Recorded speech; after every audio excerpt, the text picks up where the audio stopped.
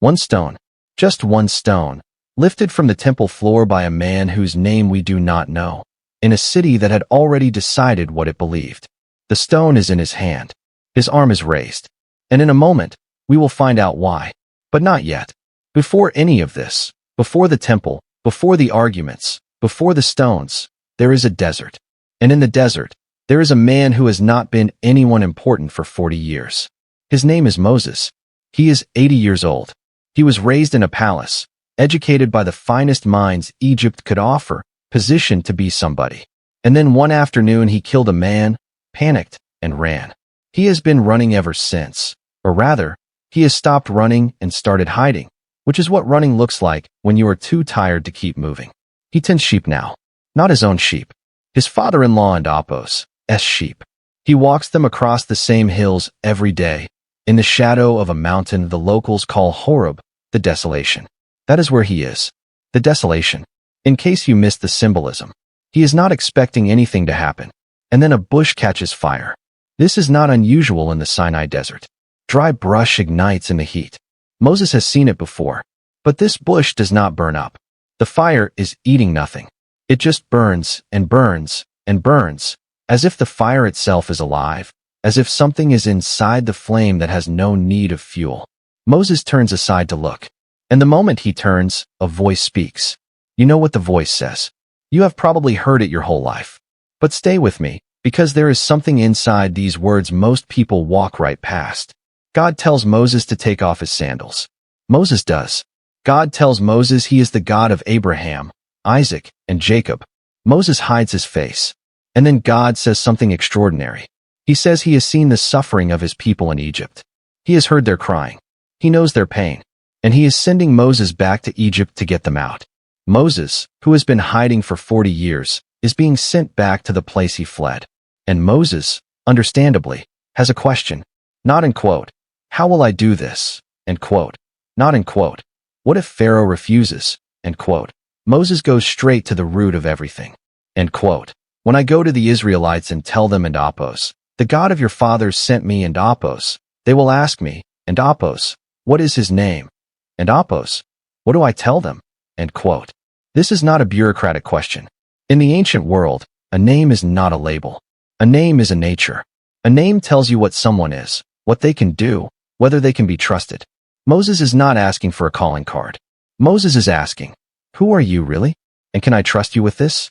God answers, end quote, I am who I am. Tell them, I am has sent you. End quote. In Hebrew, the word is ihyeh asher ihyeh. 3 words built from the verb haya, to be, to exist, to be actively present. But the translation, end quote, I am who I am, end quote, makes it sound like a philosophical statement. Like God is saying, my existence is self-referential. I am defined by my own being. Which is true, but that is not what Moses needed in this moment. The verb haya in Hebrew does not just mean, end quote, to exist in the abstract, end quote. It means, end quote, to be there, end quote. It means presence, action, engagement. When God says ihyeh, he is not making a claim about metaphysics. He is making a promise about location. He is saying, wherever you are going, I am already there. Whatever you are about to face, the palace, the confrontation, the impossible task, you will not find yourself alone. I will be there. I am there. I am. This is not an evasion. It is the only honest answer to Moses and Apos' question. Because Moses was not really asking for a name. He was asking, can someone like me trust someone like you to show up? And God says, I am. Full stop. Period. The sentence ends without a predicate because the predicate is whatever you need it to be. Here is what most people miss. God does give Moses a second name, the one that will become the covenant name of Israel. From ihyeh, the third-person form, YHWH. He who is. He who causes to be. The ever-present one. And this name, for Hebrew consonants, no vowels, becomes so sacred that within a few centuries, Jewish people will stop speaking it aloud entirely. The vowels are dropped from public reading. The name Adonai, Lord, replaces it in the synagogue. Josephus, writing in the 1st century, mentions in his Antiquities of the Jews that the divine name consists of 4 letters, and that he considers himself forbidden from writing it in full. The name is so holy it becomes unsayable, a blank space where a definition should be. For 15 centuries, Israel carries the name of a God they cannot pronounce. And then, in the 1st century, a carpenter from Galilee opens his mouth in the temple courts of Jerusalem and says something that puts a stone in a man and Apos' hand. The Greek phrase is ego eimi, 2 words, end quote, I am, end quote. In ordinary Greek conversation, ego eimi is unremarkable. You use it when someone asks if you are the person they are looking for. It is the equivalent of saying, end quote, that and Apos' me, end quote, or end quote. Yes, it and Apos' me, end quote. Nothing unusual. Nothing charged. Unless you grew up reading the Greek translation of the Hebrew scriptures. By the 1st century, most Jewish people in the Roman world did not read Hebrew fluently.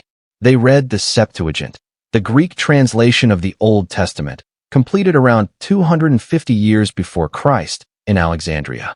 And in the Septuagint, Exodus chapter 3 verse 14 is rendered, ego eimi hoon. I am the one who is.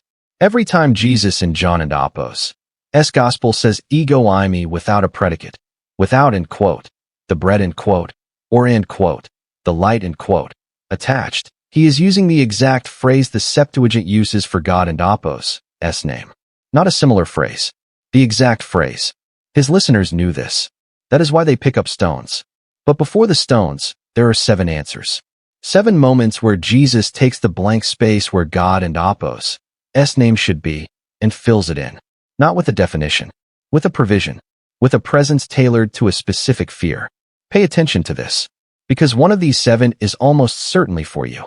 The first comes right after the feeding of the 5,000. The crowd has followed Jesus across the Sea of Galilee on foot, walking around the northern shore, because they want more bread. They are not wrong to be hungry. Hunger is real. But Jesus looks at the crowd and sees something underneath the hunger for food, a deeper hunger, the hunger that no amount of bread ever actually satisfies. And he says, I am the bread of life. Whoever comes to me will never go hungry, and whoever believes in me will never be thirsty. The people standing there are Galilean fishermen, farmers, day laborers. They know what it means to worry about the next meal. You probably know what that feels like too. Maybe not for food, but for something. For meaning. For the next thing that will finally make your life feel full. Most of us spend our entire adult lives eating things that almost work, almost satisfy, almost fill the gap. Jesus says, I am the bread. Not a bread. Not one option on a menu of spiritual alternatives. The bread. The thing your hunger was always pointing toward, even when you did not know his name. The second comes at the Feast of Tabernacles, in Jerusalem, in the temple treasury, a room full of enormous golden lampstands that burned through the night during the festival. The light from those menorahs was visible from miles outside the city. It was a deliberate symbol, the pillar of fire that led Israel through the wilderness. The light of God and Apos' presence. Jesus stands in that room, surrounded by that light, and says, I am the light of the world. Whoever follows me will never walk in darkness, but will have the light of life. In a room built to commemorate a light that led people through darkness, Jesus says, I am that light. The original. The one the lampstands were always pointing to. You know what it feels like to not be able to see where you are going. You have made decisions in the dark. You have taken steps you were not sure of, in directions you could not fully see. Most people spend large portions of their lives navigating by the weak glow of their own best guesses. Jesus says, I am the light. Not a torch you carry. A sun that changes what you can see. But it gets stranger. The third and fourth sayings come back to back, in John chapter 10, and they are addressed not to hungry crowds or temple pilgrims. They are addressed to religious leaders who have just done something cruel.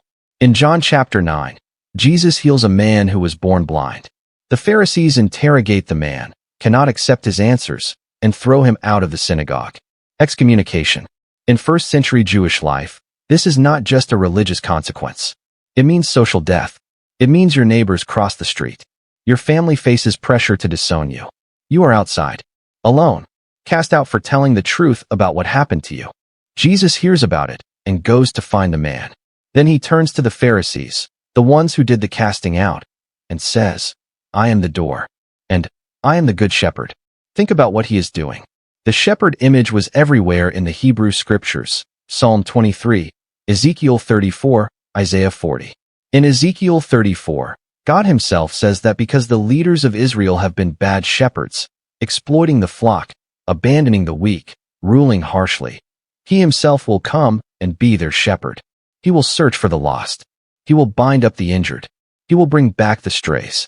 Jesus looks at the men who just threw out a blind man for telling the truth and says, I am the shepherd God promised. And I am the door, which means I decide who is in and who is out. Not you, me. And the man who was cast out, he is in. If you have ever been told you are too broken, too far gone, too much of a problem for God to want you, pay attention to who Jesus is talking about when he says, I am the door. He is talking about you. The fifth comes outside a tomb. Lazarus has been dead for 4 days.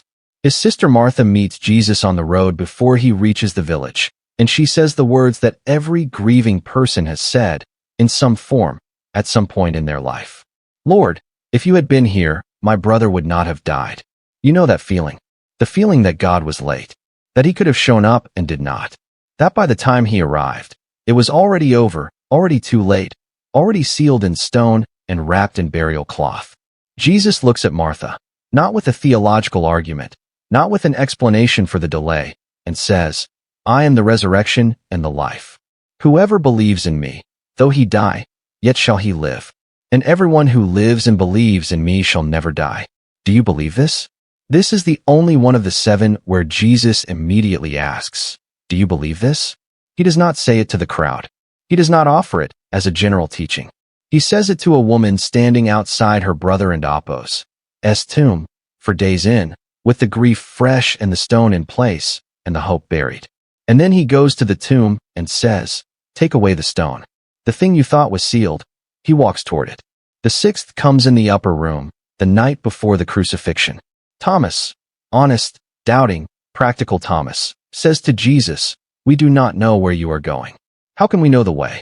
Jesus says, I am the way, the truth, and the life. Thomas did not need a map. He needed a person. And the person said, I am the map. I am the direction. I am the destination. Follow me. The 7th comes on the walk to Gethsemane. Jesus and his disciples are moving through the dark, away from the city, toward an olive grove where soldiers will be waiting. And Jesus says, I am the true vine, and my Father is the vine dresser. He is not talking about agriculture. He is talking about what it means to stay connected when everything around you is being stripped away. Branches that remain in the vine produce fruit even through pruning. The pruning is not punishment. It is the process. 7 sayings. 7 specific answers to 7 specific fears. Hunger, darkness, being lost, being cast out, death, uncertainty, being cut off.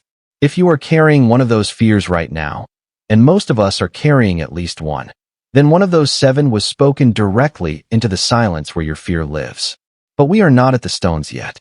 If you are finding this helpful, share it with someone who needs it. And if you are new here, the subscribe button is right below. We are only halfway through, and what comes next changes everything. Now we go back to the temple. And the stone. It is the Feast of Tabernacles, or shortly after.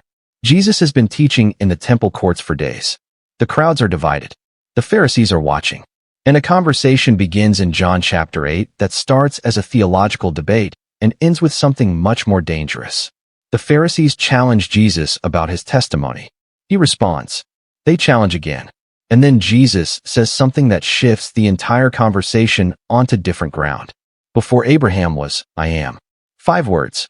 In Greek, for prin Abram genes tai, ego eimi. Before Abraham came into being, I am. Abraham has been dead for 2,000 years. Jesus is, at most, 33. The grammar alone is offensive. Genes tai is a past tense verb.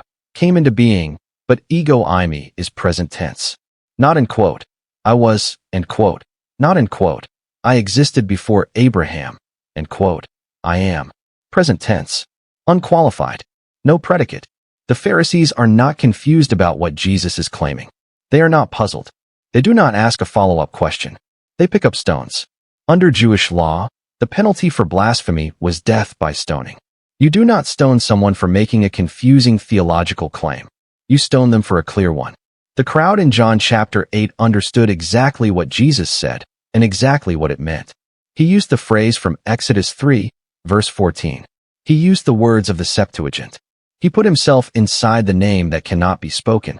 The stone is in the man and Apos' hand because Jesus left him no other option if he was wrong. Now watch what happens next. Jesus slips away through the crowd. John records it without explanation. He hid himself and went out of the temple. No miracle described. No dramatic escape. He simply leaves. Because his hour, as John keeps reminding us, had not yet come. But the stones matter. They tell you the conversation was real, the claim was understood, and the stakes were as high as they could possibly get. There is one more moment. Quieter than the temple. More personal than any of the seven. John chapter 20. Mary Magdalene is standing outside the empty tomb, weeping. She has already been there, has already seen the grave cloths, has already told Peter and John, who came and looked and left. She stays. She cannot leave. She looks into the tomb and sees two angels. They ask why she is weeping. She tells them. She turns around and sees a man she assumes is the gardener. He also asks why she is weeping. He asks who she is looking for. She says, "Sir, if you have taken him somewhere, tell me where, and I will go get him." She does not know who she is talking to. And the man, Jesus, resurrected, standing 3 feet away from her, does not say, "Mary, it and Apos, me, I and Apos, am alive." He does not open with a theological statement. He does not say, "I am the resurrection and the life again." He says one word. Her name. Mary. And she knows. This is the quietest I am of all. Not a declaration. Not a claim.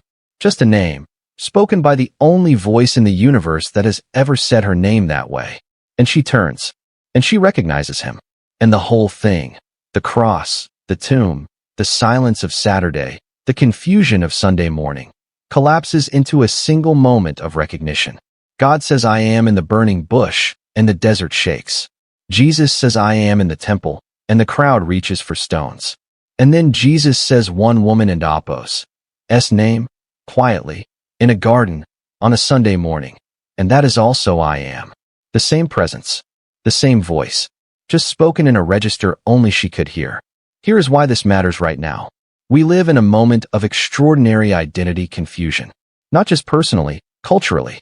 People build entire public selves online, calibrated for an audience, performing a version of themselves that generates the right response. And then they go home and wonder who they actually are when no one is watching. Researchers who study social media and identity describe what they call self-fragmentation, the experience of maintaining so many different versions of yourself, for so many different contexts, that the thread connecting them all becomes impossible to find.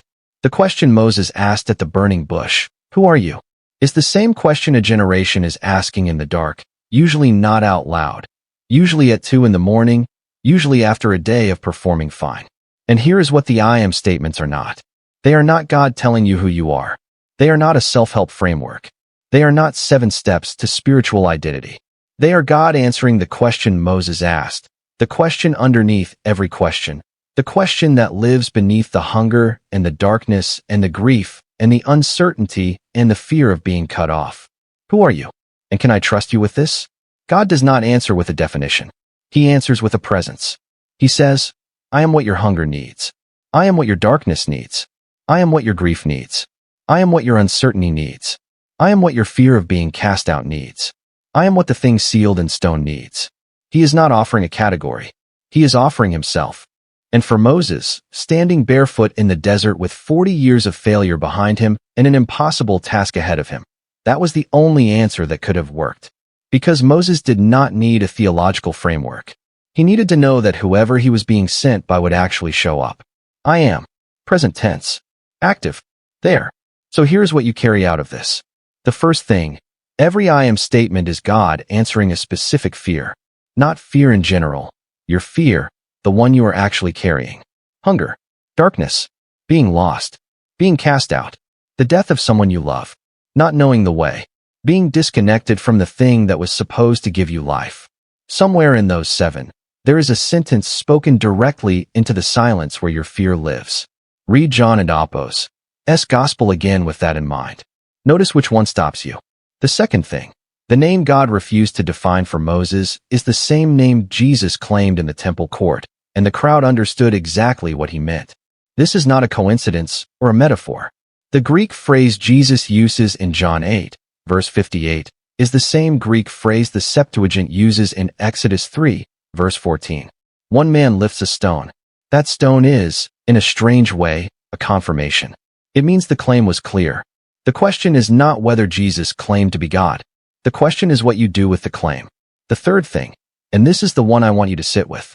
The most powerful I am in John and Apos' gospel may not be the burning bush language of chapter 8. It may be the garden of chapter 20.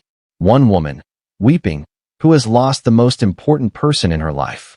And God, resurrected, standing 3 feet away, does not open with a theological argument. He says her name, just her name. The God who introduced himself as I am, who shook a desert with 2 words, who put a stone in a man and Apos' hand with 4, speaks to a grieving woman with 1 word, her name, and she knows him. That is the whole gospel, compressed into a single moment. The God who is everything you need still knows your name, and he says it the way only he can. If this video reached you at the right moment, share it with someone who needs to hear it. And if you are new here, we make videos like this every week. Subscribe so you do not miss what comes next. Until then, whoever you are, wherever you are, the I Am knows your name.